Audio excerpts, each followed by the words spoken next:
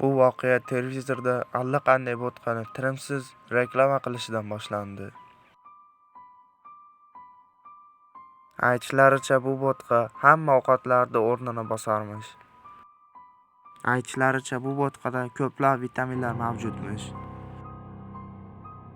Bu bo'tqani narxi arzon bo'lgani uchun hamma bu bo'tqani sotib olishga shoshilardi va tezda tugab ketardi.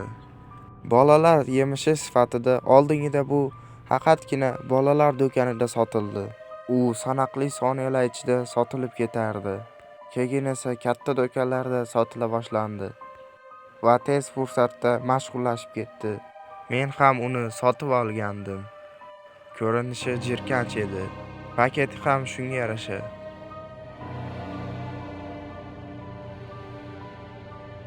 Qo'shnim esa menday ish qilmadi. Undan yeb ko'rib, undan bosh ko'tarolmay qolgandi. Uni tinimsiz har kuni yerdi. Juda semirib ketdi. Uni kuzatish jonimga tekkandan keyin o'z ishim bilan shug'ullanib ketdim.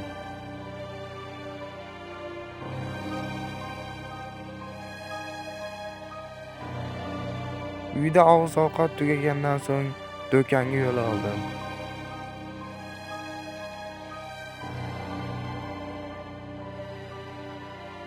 Do'konda boyagi bo'tqalar to'lib ketganidan birozgina hayratda qoldim. Bu yana nimasi bo'ldi degancha qaray boshladim. Do'konda ularning ochko'zligi avjiga chiqqandi.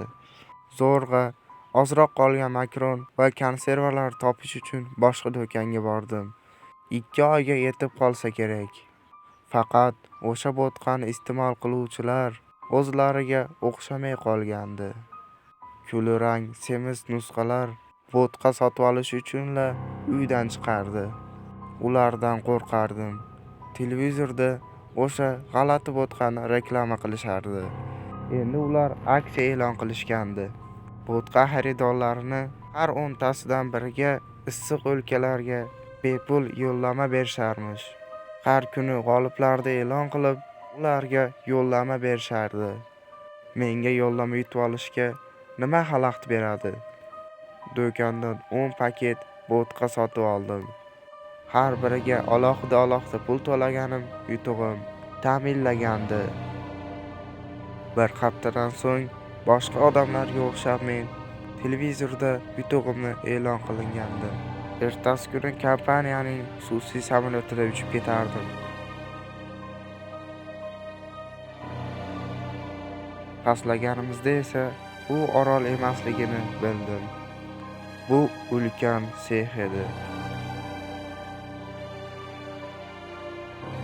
Qo'nganimizda bu yerda hammasi men kutganimdek emasligini sezdim. Barchani to'plab bir yopiq angarga haydashdi. Men bir binoni ichiga yashirinib olishga muvaffaq bo'ldim. Soqchilar ko'rinmasdi. Semiz zombilar o'zlari ko'rsatilgan tomonga yurib borishardi. Keyin o'q ovozlari eshitildi.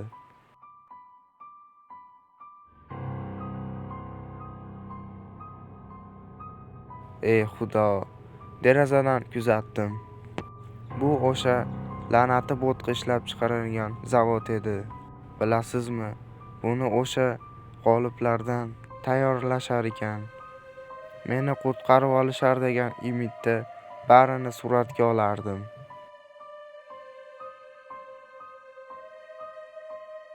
Hoy, sen kimsan?